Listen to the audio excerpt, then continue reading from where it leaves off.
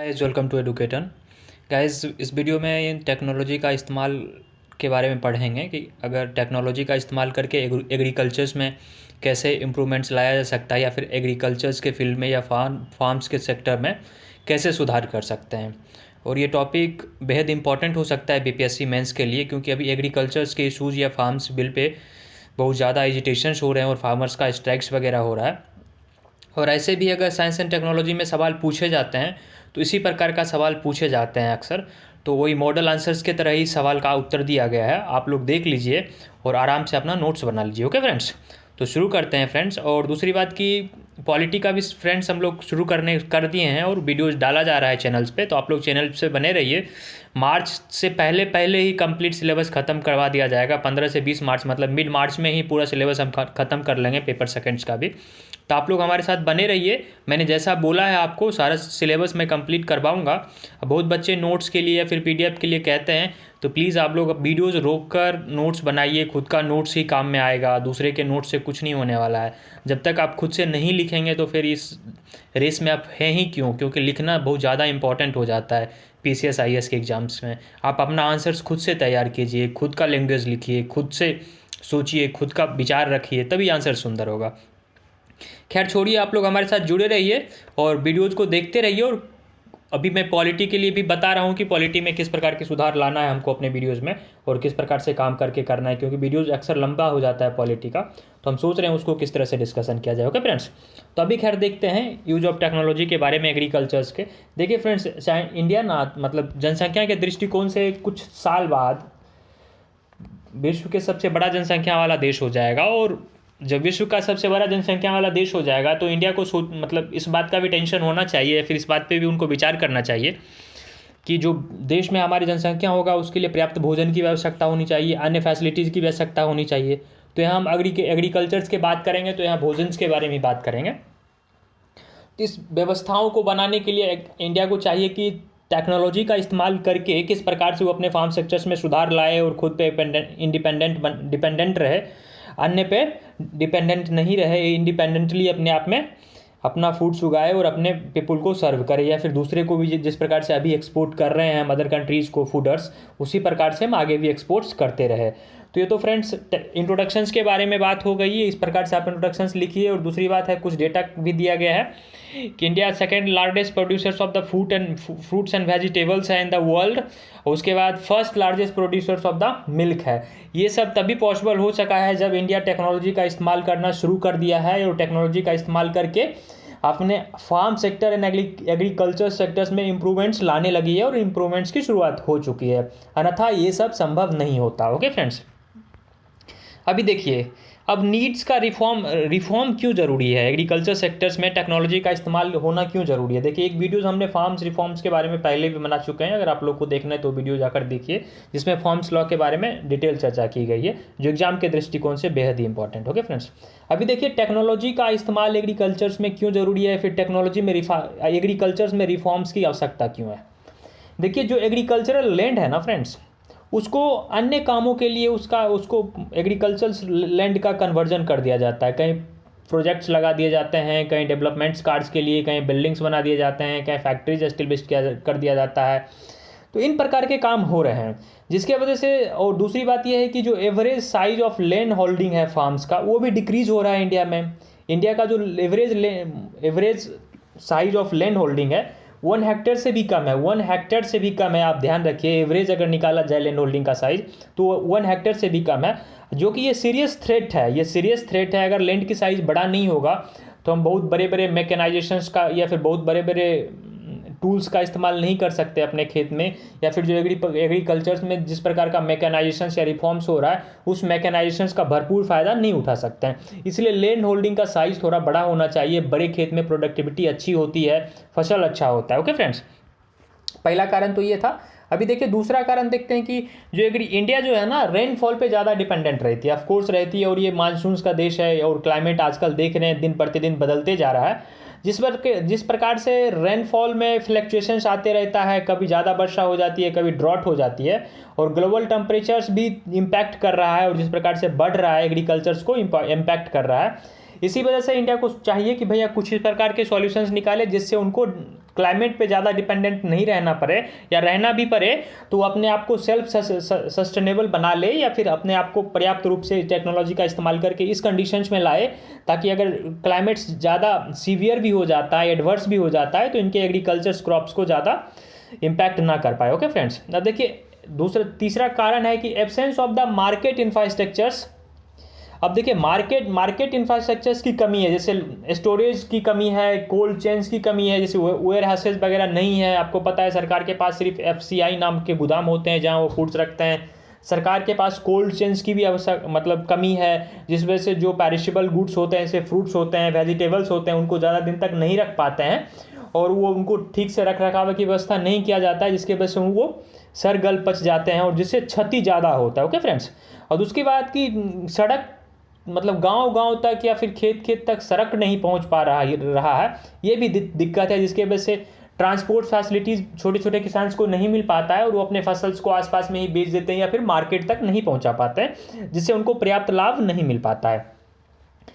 आगे का पॉइंट है फ्रेंड्स कि लैक ऑफ मैकेनाइजेशंस। देखिए मैकेनाइजेशंस जरूरी है, फार्म सेक्टर में मैकेनाइजेशंस जरूरी है। बिना मैकेनाइजेशंस के हम ज़्यादा से ज़्यादा प्रोडक्टिविटी नहीं बढ़ा सकते। ओके, तो इसलिए मैकेनाइजेशंस जरूरी है, जिस वजह से ईज ऑफ एग्रीकल्चर हो जाएगा, एग्रीकल्चर्स में थोड़ा सा सुविधा हो जाएगी। उसके बाद एक तरह से ये कहा जाता है कि introduction of the latest technology का इंट्रोडक्शन जो है वो लिमिटेड है। क्यों? क्योंकि क्रेडिट एंड लो अवेयरनेस है। मतलब एक तरह से हम लोग के पास, किसान के पास उतने पैसे नहीं है जिस वजह से वो मैकेनाइजेशन कर पाए खुद को, या फिर बड़े बड़े ट्रैक्टर या फिर थ्रेशर खरीदे जिससे वो अपने खेत में उसका इस्तेमाल कर पाए। वो दूसरे किसान पे या फिर बड़े बड़े किसान पे डिपेंडेंट होते हैं ट्रैक्टर या थ्रेशर्स के लिए, जिस वजह से भी उनका एग्रीकल्चर सीजन ज़्यादा इम्पैक्ट हो जाता है और एग्रीकल्चर की प्रोडक्टिविटी ज़्यादा इम्पैक्ट हो जाता है। सही समय पर बुआई नहीं हो पाती है, या फिर बहुत ज़्यादा पैसा देना पड़ता है, जिस वजह से उनका जो इनकम है वो ज़्यादा प्रभावित होता है और कर्ज में डूब जाते हैं। अब जैसे कि जो मिडिल मैन का काम होता है, जैसे अभी फार्म्स लॉ में आड़तिया सिस्टम है जिसको APMC मंडी बोलते हैं, APMC एग्रीकल्चर प्रोड्यूस मार्केटिंग।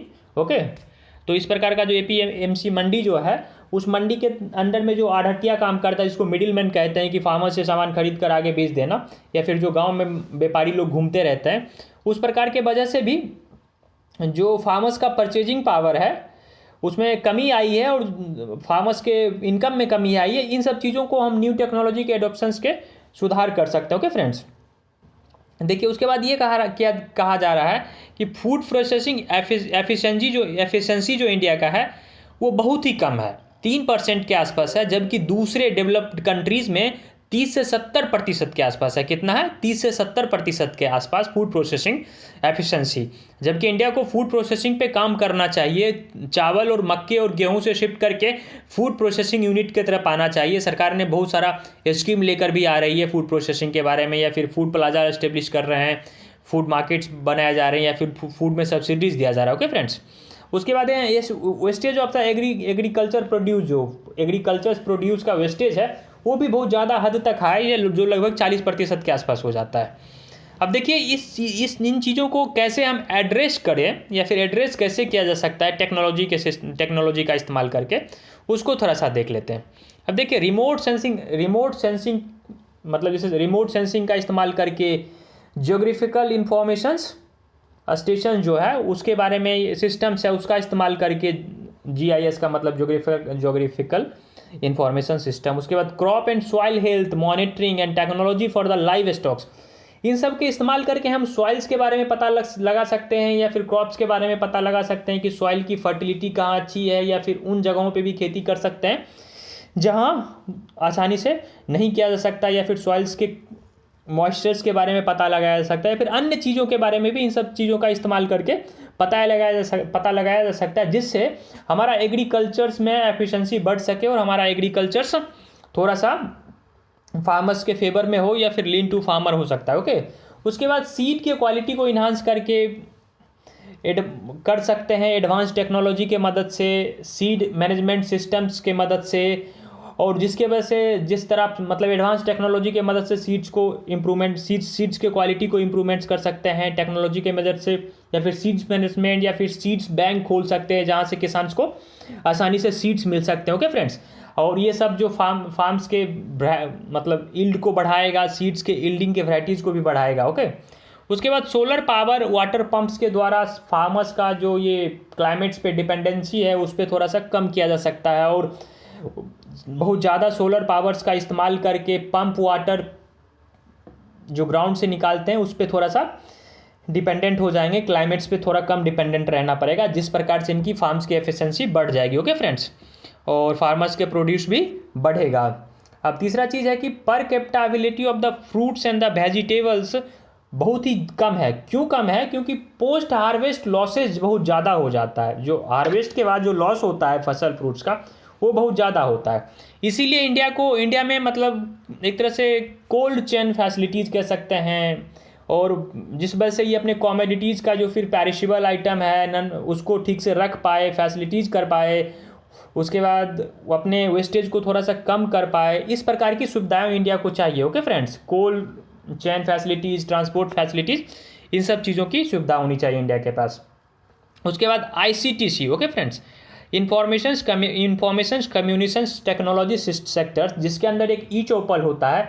ई-चौपल मतलब ऑनलाइन वेबसाइट है जो ऑनलाइन प्लेटफॉर्म है जहाँ से रूरल किसान्स को जोड़ के अपने उनके फसल्स के बारे में, खरीद बिक्री की बातें के बारे में चर्चा होती है। इसको आप देख लीजिएगा नेट पे करके। ओके, उसके बाद एफिशिएंट सप्लाई चेन सिस्टम्स को इम्प्रूव करते हैं। इन चीज़ों का इस्तेमाल करके एफिशिएंट सप्लाई सिस्टम्स को इम्प्रूव किया जा सकता है। ओके फ्रेंड्स, और किसान्स को टाइमली इंफॉर्मेशन जो रिलेवेंट होगा उनके काम के लिए वो भी मिल सकता है। जैसे कि अब ई गवर्नेंस है फ्रेंड्स। ई गवर्नेंस में जैसे कि maintenance of the land records, जैसे अब ऑनलाइन लैंड रिकॉर्ड्स को हम कर सकते हैं ताकि किसान्स को खेत मतलब ऑफिस जाकर उनके लैंड रिकॉर्ड्स के बारे में, उनका रेवेन्यू भरने की काम में उनका दिन खराब ना हो जाए या फिर अन्य काम में उनका दिन खराब नहीं हो पाए, और जो राइटफुल ओनरशिप की व्यवस्था होती है वो ई गवर्नेंस के थ्रू ही उनको मिल जाए। तो इस प्रकार का ई गवर्नेंस का इस्तेमाल हम कर सकते हैं। उसके बाद आधार लिंक्ड बैंक अकाउंट होना चाहिए, जो कि अब हो गया है, और जिस वजह से किसान्स को मॉनेटरी बेनिफिट्स मिल सकता है। सरकार के द्वारा कुछ इनिशिएटिव्स वगैरह चलाया जा रहा है तो उसके तरफ से उनको मॉनेटरी बेनिफिट्स दिया जा सकता है। इस प्रकार से हम टेक्नोलॉजी का, उसके बाद direct farm to door connectivity होना चाहिए। ओके, जिसको ई-कॉमर्स, एम-कॉमर्स प्लेटफॉर्म के द्वारा फैसिलिटेट करवाने की आवश्यकता है। ओके फ्रेंड्स, उसके बाद मिडिल मैन को ख़त्म किया जा सकता है, जिसके वजह से उनको उचित फेयर प्राइसेस मिल सकता है। ओके, तो डायरेक्ट फार्म टू मतलब डोर कनेक्टिविटी होना चाहिए, जैसे ई-कॉमर्स, एम-कॉमर्स के थ्रू हम कर सकते हैं।